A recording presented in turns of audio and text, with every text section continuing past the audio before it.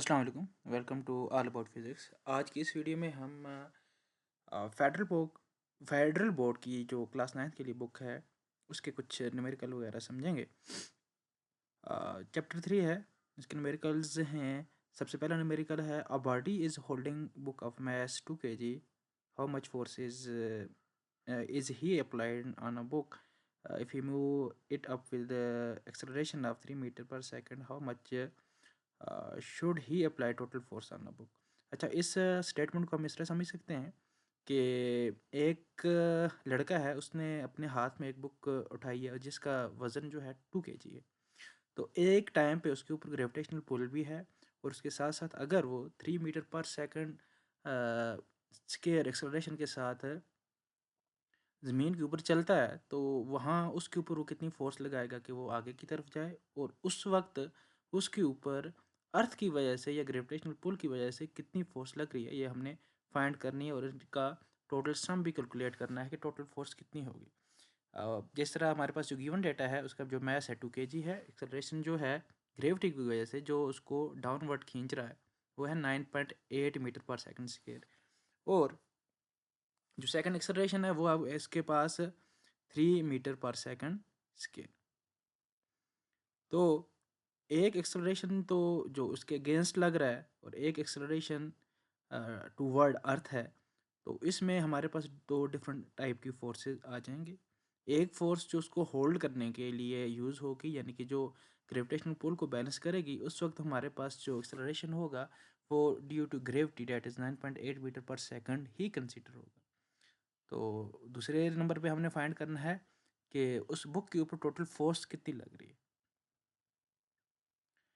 तो सबसे पहले अगर हम कंसीडर करें कि बुक हमारे पास जो है एक स्टेशनरी हालत में मौजूद है, तो उसके ऊपर जो जितनी भी फोर्स होगी वो होगी ग्रेविटेशनल पुल की वजह से। तो इसके लिए हमारे पास फार्मूला आएगा F is equal to M G. ऐसे जो फोर्स का फार्मूला है F is equal to M A है, लेकिन यहाँ पे हमारे पास जो एक्सेलरेशन है वो हम रिप्लेस कर देंगे ग्रेविटेशनल एक्सेलरेशन के साथ। तो इस तरह हमारे पास अब F इज इक्वल टू उसका मास 2 है, मल्टीप्लाई बाय इसके ग्रेविटेशन एक्सेलरेशन के साथ मल्टीप्लाई करेंगे तो हमारे पास होल्डिंग फोर्स उसकी आ जाएगी 19.6 न्यूटन। दूसरी फोर्स है जो उसको अपवर्ड हम लेके जा रहे हैं, तो F2 है, उसके लिए नॉर्मल दूसरा एक्सेलरेशन हमारे पास आएगा जो उस बुक को हम वर्टिकली अप लेके जा रहे हैं। तो वो एक्सेलरेशन था हमारे पास 3 मीटर पर सेकंड स्क्वायर। मैथ सेम है तो इस इक्वेशन में हम वैल्यूज़ पुट करेंगे तो हमारे पास 6 न्यूटन आ जाएगा। तो इस तरह हमारे पास दो फोर्स उसके ऊपर एक्ट हो रही हैं, एक है 19.6 न्यूटन की, एक है 6 न्यूटन की। तो टोटल फोर्स जो करेंगे इन दोनों का सम आ जाएगा, हमारे पास आ जाएगी 19.6 न्यूटन प्लस 6 न्यूटन। तो टोटल फोर्स जो है हमारे पास 25.6 न्यूटन आ जाएगी जो उस बुक के ऊपर फोर्स लग रही है। इसी तरह इसका चैप्टर का सेकंड जो न्यूमेरिकल है, अगर of a mass 30 kg is running with a velocity of 4 meter per second square, 4 metre पर second sorry, find her momentum. तो एक लड़की है, अगर उसका मैस 30 kg है और वो 4 मीटर पर सेकंड की वेलोसिटी के साथ रन कर रही है, तो उसका मोमेंटम कितना होगा। इसके लिए सिंपल सी कैलकुलेशन है। मोमेंटम का फार्मूला होता है product of mass and velocity. हमारे पास मास भी गिवन है एंड वेलोसिटी भी गिवन है, जस्ट हम इस फार्मूला में वैल्यू पुट करेंगे। मास की जगह मास की value that is 30 kg, and momentum की वेलोसिटी की जगह वेलोसिटी की वैल्यू 4 मीटर पर सेकंड पुट करेंगे तो हमारे पास मोमेंटम की वैल्यू आ जाएगी। And the third one is a 2 kg steel bar is moving with the speed of 15 meter per second. It hit with a bulk of sand and come to rest in 0.2 second. Find the applied force by sand bulk on the ball.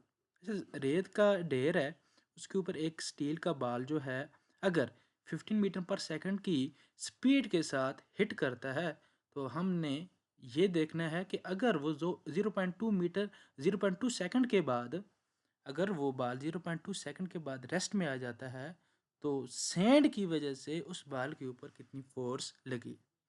तो इसमें हम सबसे पहले जो भी हमारे पास given data है इसको हम एक सीक्वेंस में लिख लेते हैं।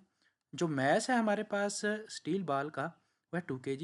इनिशियल स्पीड जो है जिससे वो पहले जा रहा था वो है 15 मीटर पर सेकंड, ठीक है। और उसके बाद 0.2 सेकंड हिट करने का जो हमारे पास कह सकते हैं टाइम ऑफ इम्पैक्ट भी कह सकते हैं, या टाइम टेकन जो टोटल उसको टाइम रिक्वायर्ड हुआ वो है आपके पास 0.2 सेकंड। और जो फाइनल स्पीड है यानी कि उसके बाद वो रेस्ट में आया, इसका मतलब है जो फाइनल वेलोसिटी है हमारे पास या फाइनल स्पीड जो है हमारे पास 0.0 मीटर पर सेकंड है। और हमने फाइंड करनी है अप्लाइड फोर्स। और फोर्स के लिए हमारे पास एक फार्मूला ये भी है, rate of change of momentum. और जो मोमेंटम है अगेन वो product of mass and velocity है। तो पहले उसका जितना मास था उसकी जितनी वेलोसिटी थी, तो उससे हम इनिशियल मोमेंटम और फाइनल मोमेंटम दोनों फाइंड कर लेंगे। And that is P F final momentum and P I initial momentum. और जो हमारे पास नीचे जो टोटल टाइम लगा है वो डेल टी नीचे डिवाइड करेंगे तो हमारे पास इसका सोल्यूशन आ जाएगा। जितनी फोर्स सेंड की वजह से लगी है तो वो हमें फाइंड कर लेंगे। तो इसमें F is equal to M V F minus M V I divide by del T, इसमें सारी की सारी वैल्यूज़ जो हैं इसमें पुट करें तो हमारे पास फोर्स की वैल्यू आ जाएगी 150 न्यूटन। और यहाँ पे जो नेगेटिव साइन है ये इंडिकेट कर रहा है कि जो फोर्स सैंड से लगी है वो जो हमारे पास बाल का मोशन था उसके अगेंस्ट है। इसी तरह fourth one is 100 gram bullet is fired from 5 kg gun. Mozilla velocity of bullets is 20 meter per second. Find recoil velocity of the gun. अच्छा, अब हमारे पास जो गन है अगर हम उससे कोई बुलेट फायर करते हैं, जिस तरह हमने पढ़ा था कि law of conservation of momentum में हमने पढ़ा था बिफोर क्लियन एंड आफ्टर क्लियन जो मोमेंटम है वो सेम रहता है या मोमेंटम कंजर्व रहता है। तो अगर हम वही कंडीशन यहाँ पे कंसीडर करें तो अगर हम बुलेट से कोई अगर हम गन से कोई बुलेट फायर करते हैं तो जो हमारे पास बुलेट का मैस है वो 100 ग्राम और गन का मैस जो है वो है 5 किलोग्राम या 5000 ग्राम कह सकते हैं। तो इसमें ये चीज़ सिर्फ और सिर्फ अंडरस्टैंड करनी है कि हमारे पास जो मोमेंटम होता है वो product of mass and velocity. इसका मतलब है बिफोर कुलियन या बिफोर फायर जो उसका मोमेंटम है उसका जो मैस और वेलोसिटी का प्रोडक्ट है, और आफ्टर फायर वो हमारे पास रहना है कंजर्व। ठीक है, तो ये इनको अगर हम सम करेंगे बुलेट और गन का तो वो हमारे पास ज़ीरो आना चाहिए। तो इस तरह हमारे पास जो मैस है इनको हम प्लाट कर लेते हैं। जो हमारे पास मैस है, मैस ऑफ बुलेट वो है 100 gram and mass of gun है 5 kg है या 5000 ग्राम, इसको आप लिख सकते हैं। तो इसी तरह वेलोसिटी है बुलेट की वो है 20 मीटर पर सेकंड, और वेलोसिटी ऑफ गन जो है वो हमने फाइंड करनी है कि गन किस वेलोसिटी के साथ पीछे बैक की तरफ मूव करेगी। According to law of conservation of momentum again momentum before firing and momentum after firing जो है हमारे पास सेम रहना है। तो इसमें हमने वैल्यू पुट कर दी। तो ये दूसरी तरफ से ये कह सकते हैं कि sum of initial and final momentum is equal to zero. इसमें हमने वैल्यू पुट कर देनी है। तो सिर्फ और सिर्फ हमने यहाँ पे जो घन की जो वेलोसिटी है तो वो सेपरेट कर लेनी है, बाकी जितनी भी वैल्यूज़ आएंगी उसको राइट साइड पे करके हम उसमें वैल्यू को पुट करेंगे जो हमारे पास गिवन डेटा में मौजूद हैं। तो इस तरह हमारे पास जो वेलोसिटी ऑफ गन आएगी वो है 0.4 मीटर पर सेकंड। तो नेगेटिव साइन अगेन यहाँ पे ये इंडिकेट कर रहा है कि जिस डायरेक्शन में हमारे पास बुलेट जा रही है उसके अगेंस्ट जो है वो गन जा रही है, गन की वेलोसिटी है। इसी तरह in the last numerical of this chapter this exercise a robotic car of mass 15 kg is moving with 25 meter per second velocity. Brake are applied to stop it. Brakes apply constant force of 50 newton. How long does the car take to stop? अच्छा, इसमें हमारे पास अगर एक robotic car है जिसका mess 15 kilogram है, तो अगर वो 25 मीटर पर सेकंड की वेलोसिटी के साथ मूव कर रही है और हम ब्रेक अप्लाई करें, और जब ब्रेक अप्लाई कर रहे हैं वो है 50 न्यूटन की, जो फोर्स हम अप्लाई करेंगे 50 न्यूटन की है, तो कितने टाइम के बाद जो हमारे पास रोबोटिक कार है वो रुक जाएगी। इस सारे डेटा को हम प्लॉट कर लेते हैं। मैस है हमारे पास 15 kilogram and initial velocity 25 metre पर सेकंड, और उसको जो हमने फोर्स अप्लाई किया या जो रेजिस्टेंस है या ब्रेक जो अप्लाई किए वो है 15 न्यूटन की। इसीलिए हमने इसके साथ, क्योंकि उसको रोकने के लिए हम फोर्स यूज़ कर रहे हैं, तो माइनस साइन यहाँ पे यूज़ करेंगे।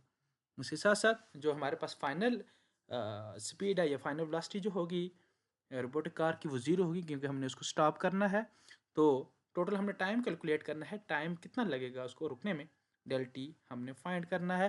अगेन यहाँ पे हमारे पास जो ये मोमेंटम की इक्वेशन से भी हम इसको ड्राइव कर सकते हैं, एंड फोर्स की इक्वेशन से भी हम फोर्स को इस तरह भी डिफाइन कर सकते हैं, rate of change of momentum. तो हमारे पास मोमेंटम जो है वो चेंज जो है वो फाइनल एंड इनिशियल मोमेंटम इस तरह सेपरेट कर लेंगे। अगेन तो फाइनल मोमेंटम और इनिशियल मोमेंटम की वैल्यू हम यहाँ पे पुट करेंगे, नीचे जो अप्लाइड फोर्स है उसकी वैल्यू पुट करेंगे। यहाँ पे टाइम और फोर्स को हमने इंटरचेंज कर लिया है, यहाँ पे डिवाइड हो रहा है उधर जाके मल्टीप्लाई, और वहाँ पे मल्टीप्लाई होगा तो यहाँ पे फोर्स डिवाइड हो जाएगी। तो इस तरह हमने जो टाइम जो है वो कैलकुलेट कर लेंगे सेपरेट करके, इसमें मैस वेलोसिटी और फोर्स की वैल्यूज़ को पुट करके जो टोटल टाइम हमने कैलकुलेट किया वो है 7.5 सेकेंड। होप सो कि आपको न्यूमेरिकल्स की समझ आ गई होगी। Thanks for watching, like and subscribe for more.